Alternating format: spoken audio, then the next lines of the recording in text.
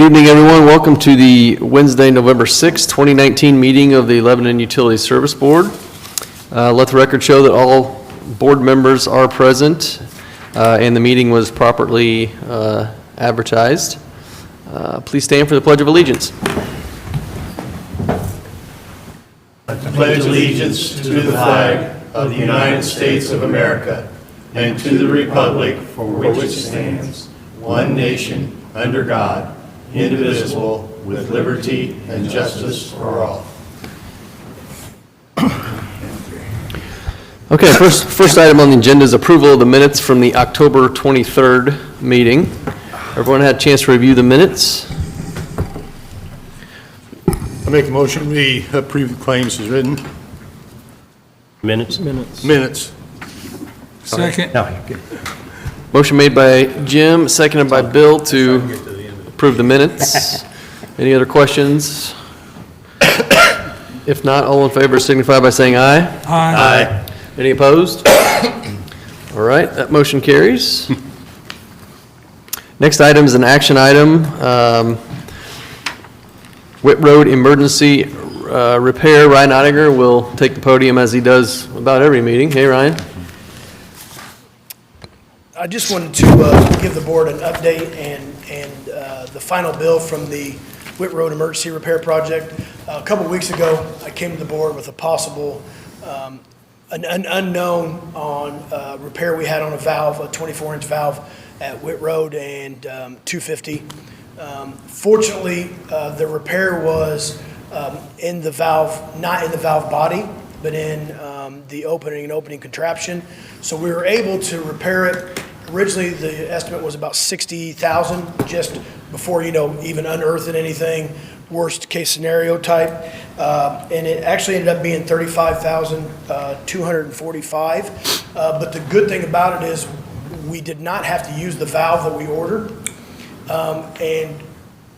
With those valves being at a minimum a 10-day lead time for an emergency, we're able to go ahead and put that in inventory. We did pay a little bit more of a markup only for the emergency contract per that contract. And I also put a valve in for next year's budget, which will give us 2 on the shelf, and we can go ahead and start our valve management program. There's 16 valves on that line that are all the same age. I know you guys had, and I wasn't sure about that number last time, but there are 16 valves, including this one. So the good news is, once we start our valve exercise program, if one does not work properly, we can take one off the shelf, do a repair, and still have one on the shelf, then hold off on the valve exercise program until we get the second one back in. And then that way we always have an emergency repair that if in the middle of the night or something would happen, we will have an emergency valve, which will speed up the repair process. This emergency contract taught us quite a few things. One, it taught us that to have one on the shelf is critical. The 10-day lead time, if that valve would have slammed shut due to a malfunction, we would not have been able to feed the town. And those 24-inch valves are just not common. They're just not something that, at 20,000, the bids we got were 18 to 20,000. People just don't buy them, and keep them in stock. How much have we got in the valve? I believe the valve was 25. Is that part of that 35, Ryan? Or? Yes. Okay. Oh, it's part of the 35? Yes, that the valve was included in that price. Oh, So the okay. labor was like, I think 9,000. I don't. So that valve was going on the shelves included in that 35, so. Yeah. So the valve was 25,551, Okay. and the repair itself was 9,693. So there's about with the emergency services contract, we agreed that there would be a markup. I believe 20% is what that was. So the actual bids we have are between 18 to 20. So it's not a crazy markup. And like I said, we didn't even have to use it. So we do now have one Okay. in stock. So yeah, that 35,000 is everything, including parts and material and labor and everything. All right, that's good to know. Okay. Ryan, is there, I'm sorry to interrupt you. Is there anything on the valve that has a shelf life that would just erode 100%? No, if it's stored properly. Okay. I think if you leave it out in the weather for a decade, you might be in some serious trouble. Okay. But normal weather won't affect it. Keeping it inside in the wintertime, keeping that just out of the sun all the time to where it can deteriorate some of the rubber probably. I'm not 100% sure, but we keep it housed inside. Okay. At least, I don't know if it's inside, but it is under shelter. So it's not getting snow and wind and rain on top of it. So they're made, that's what they're made for. So, Sure. Yeah, and I think it's really important that we have it. Don't misunderstand me, but I just, do we want to make, is there something, if there is an eroding part of it, what can we do to prevent it from being out of service before we put it in Sure, service? yeah, or put it in and it not function Yes, properly. exactly. Unfortunately, with the age of this line, I have a feeling once we start a valve exercise program, the shelf life will not be very long on these. I have some concerns once we start, but the only way to know is to start the exercise program. We need to do a city-wide one, and that is my future goal, is to target different areas of the city. That will help with a lot of things. One, it will help with leaks.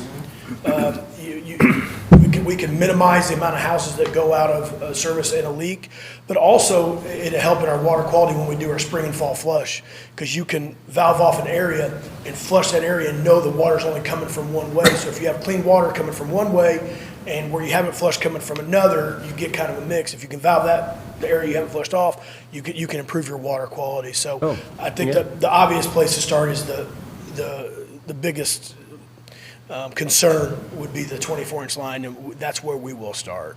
Perfect. Yeah, and can I add on to what Ryan's saying, is that this valve exercise program is important, because if we had had one in place, say, the last 20 years, probably what would have happened with this valve is we would have operated it, and it would have shown some sort of need for maintenance. It would have still been operable, but you would have needed to grease it or do something to it. It finally got to the point where we operated it, and it was so poorly maintained, we couldn't do anything with it. So there might be some rough spots right when we start the valve operating program, but the whole idea is that to maintain the system in place so that it's not just that metal doesn't really age, it rusts and it distorts, and we can address those things if we keep operating them. Is that about? No, that's right? Yeah. 100%. And we can address the problems during normal working hours in conditions we can control, as opposed to 2 in the morning when it's 12 degrees and something is to go wrong. So, us controlling the situation is critical, and that's what the point is, to have everything ready on the sideline in case something goes wrong. I will reach out to local contractors that originally in the emergency contract did not want to do any of the valve work, but they do have excavation equipment. Our guys are 100% capable and 100% comfortable doing the valve work, especially since we already have one in stock. So that may speed up, also give us more options on emergency contracts, to where we can have multiple emergency contracts for multiple situations. It doesn't cost us anything unless we use them. And so we could have a local contractor who's just interested in the excavation and the shoring, but not interested in repairing the valve, which we could do. We just don't have shoring equipment, excavation equipment, or anything like that. It wouldn't be cost effective for us to buy it no more than we would use it. So this is would be a retroactive approval. And this is the first time I've done it, so it says based on Indiana Code. Neil, I'm sure you're familiar with this. Yeah, Indiana backwards. Code 36-1-4-16. I know you usually quote that to me quite often. Yeah. Yeah, in my sleep, man. All right, any other questions for Ryan on this item? If not, I'd entertain some motions. In accordance with Indiana Code 36-1-4-16, I move to retroactively approve the emergency repair performed by Atlas Excavating Incorporated in the amount of $35,245.43, and authorize General Manager Ed Basco to sign all pertinent documents. I'll second that. Motion made by Dan, seconded by Jim to approve the emergency repair to the broken water main valve on Witt Road. Any other questions or discussion? All in favor signify by saying aye. Aye. Any opposed? All right, thanks, Ryan. Looks like you're staying right there for the next item, which is some information you have for us. Yeah, if Vanessa, if you could come up here, please. I just wanted to let everyone know, Vanessa is the administrative assistant for water and wastewater operations. And during this time of her being administrative assistant, she's obviously learned a lot of people's jobs and has assumed a lot of different hats and roles. Vanessa recently took her, what test? Wastewater certification test 1, which has about, on the first time through, has about a 30, statewide, about a 30 to 35% pass rate. And she was successful on her very first try of passing. And she's currently, when I don't have her covered up with all of the stuff that I can't figure out, she is currently working in the lab at the wastewater plant to get her hours, working for her certification. So she went to class. We hosted a class through the Alliance here at the old, or at the meter reading garage, and Vanessa went to the class, studied, took her test, and was able to pass on her very first try. So I just want to let everybody know that, you know, all the hard work she's doing and how much we appreciate everything she's doing. Good job, Vanessa. Congratulations. Good job. Congratulations. Good job. Yeah, thanks, Vanessa, because that's one thing that we've been pushing is certifications. Like, I'm really glad that Ryan, in charge of water and wastewater, has his water license, and Jeff Greeno is a journeyman lineman. So thanks, Vanessa. Great job. I appreciate it. And let me just introduce Matt Hutton again, talking to us about electric vehicles. I'll tell you how this presentation came to be is I went to IMPA, and they were talking about electric vehicles, and I was sort of reticent to talk about them, because to me, electric vehicles are big, expensive items that only rich people buy, and they drive like golf carts. So, well, they took me for a ride in their Nissan Leaf electric vehicle, and it picks up better than my Toyota, and I learned quite a few things. I gave Matt some information from IMPA, and he did some research on his own and has a little presentation for us on electric vehicles. And I don't want to steal his thunder, so I'll just turn it over to him there. So. Nope, it's just going to be a high level. So there's a few types of different vehicles here. If we can get it to go. There we go. An all-electric vehicle just runs on electric only, and are propelled by one or more electric motors. But there's two different types. You've got an AEV, which is all-electric vehicle, which is what I just talked about. And then you've got a PHEV, which is a plug-in hybrid electric vehicle. And the only difference is the PHEV uses a petroleum-based or alternative fuel power to power an internal combustion engine. And some of those are called extended range electric vehicles. The pros to an all-electric vehicle is they're very energy efficient, environmentally friendly, and they have performance benefits, and they reduce energy dependence since electricity is a domestic energy source. The cons, driving range, they can go from about 100 miles all the way up to, the new Teslas are getting 370 miles. Then you also have the recharge time, which some of them can take from 3 to 12 hours, or a fast charge can take about a half hour. And then you also have a battery issue where the batteries can last 12 to 15 years in a moderate climate, but 8 to 12 years in a severe climate. And if you have to change the batteries, that's a very expensive ordeal. Here's a little video talking about the future, what they're kind of doing or expecting to do in Great Britain. And I can see this happening in the United States. Sales of electric vehicles, or EVs, are growing rapidly. By 2030, annual global EV production will rise above 20 million, up from just 2 million in 2018. In the UK, that would equate to an extra 3.5 gigawatts of energy that the national grid would need to keep all those cars running. That's 1.5 times the capacity of the Hoover Dam. But where on earth is all that extra energy going to come from?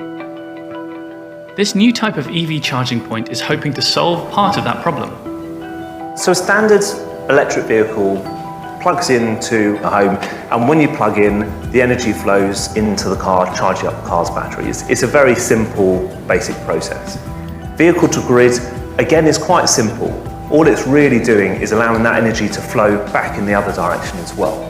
The nation's energy grid has peaks in demand throughout the day, and regulating these peaks or peak shaving is one thing the UK is looking at to ease the load on its energy infrastructure. That's where energy storage through V2G comes in.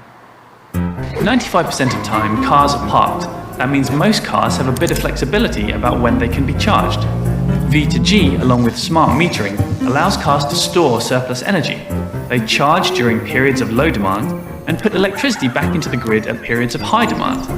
This would allow the whole energy grid to be regulated more efficiently and avoid system overload. Most people think energy is quite boring, but actually there's huge change going on. And a couple of those changes, one is decarbonisation, where everything's becoming cleaner and we're using renewable energy. And the other is democratisation, where individuals, householders, businesses can generate their own energy using solar panels, for example. They can consume their energy, and they can also store it in their car and sell it to the rest of the grid.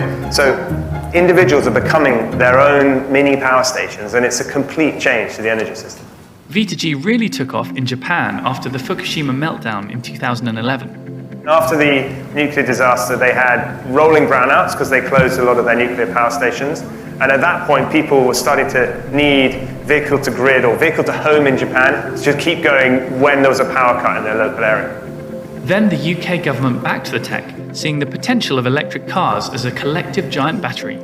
So I'd say that these days, actually, the UK is becoming the home of vehicle-to-grid. Multiply this out onto the global scale, and you can see entire nations mobilizing, storing, and transferring energy more effectively. The energy system used to be made up of huge power stations and huge people who would control wires, and it's changing completely. In the future, it's going to be hundreds of millions of little businesses, individuals, who are all involved and get to benefit from this change in our society.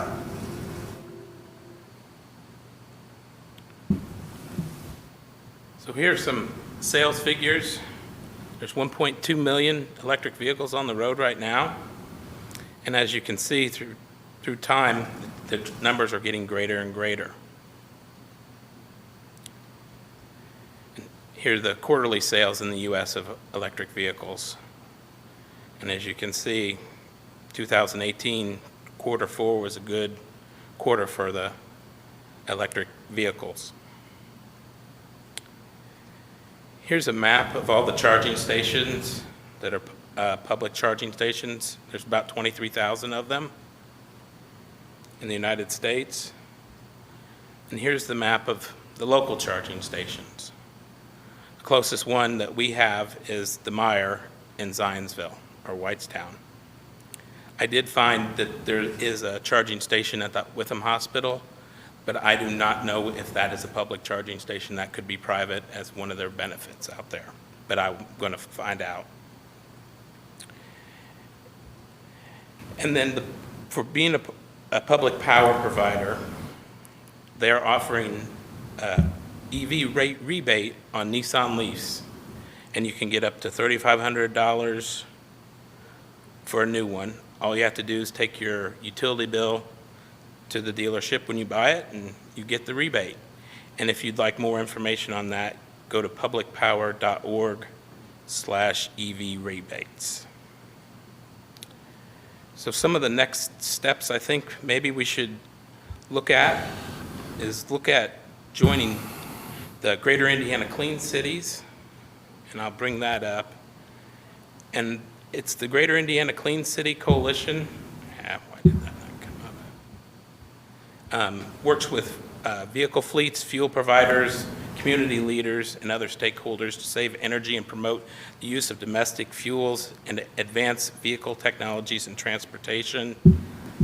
So what else we get when we become a member is they'd help us do some grant writing, so many hours, consulting services, event planning and promotion support, and project planning and coordination.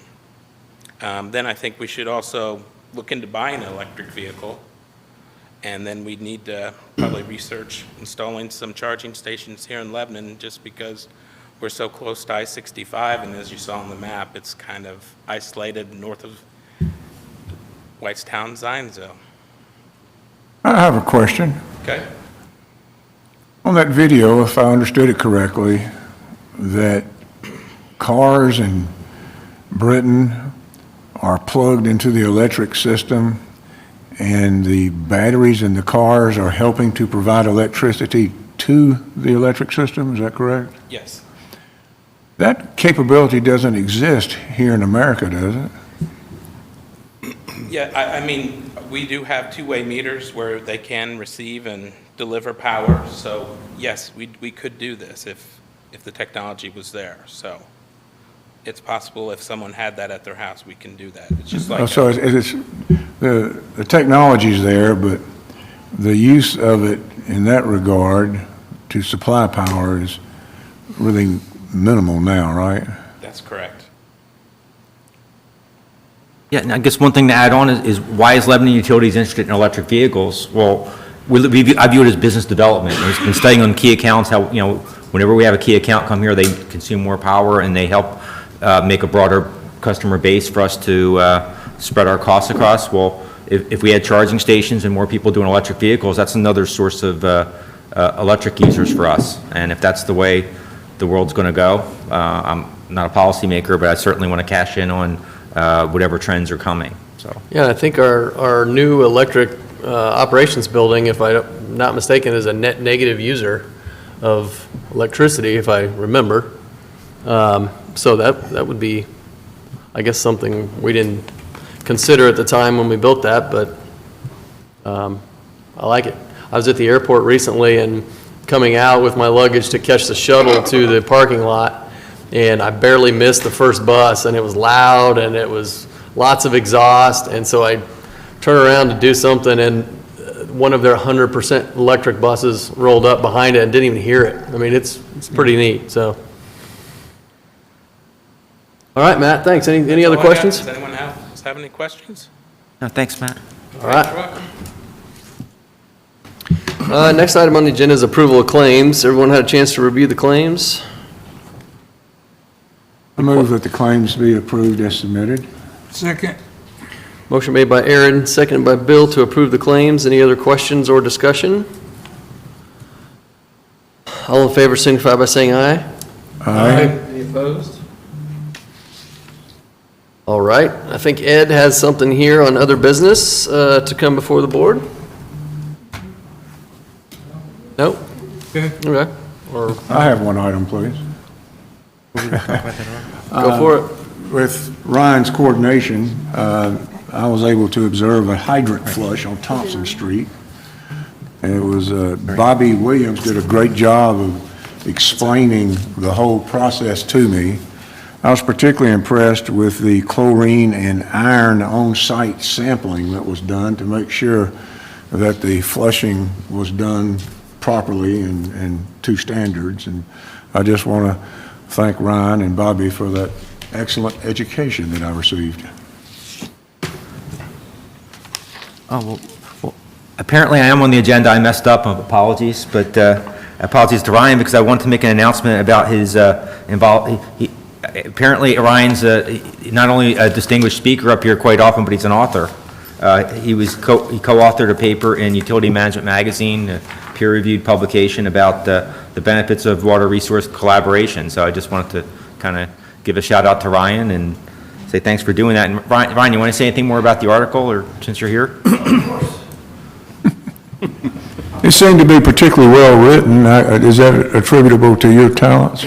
I think author's a little strong. I think more of a contributor would be, my last author days were the LHS pennant back in the mid-'90s, so, but no, we contributed on, I contributed on an article about how utilities can work with city entities together and how we can coordinate during emergencies and when someone is short-staffed, and so we talked about our cooperation with the city and how sometimes we help out the street department, vice versa, so how we have our planning meetings and the city confers with us, we confer with the city on large construction projects. So it was a lot of fun to be involved in that, and there was 3 or 4 different utilities throughout the nation that was involved in that article, and I was lucky to be one of them. Good stuff. Yeah, thanks, Ryan. Thank you. Anything else come before the board? Any public comment tonight? All All right, note to say the next meeting will be Wednesday, November 20th at 5 PM. Anybody have anything else for the good of the order? If not, I'll entertain a motion to adjourn. Make a motion, we adjourn. Second. Motion made by Bill, seconded by Jim to adjourn. All in favor signify by saying aye. Aye. Any opposed? All right, thank you. We stand adjourned.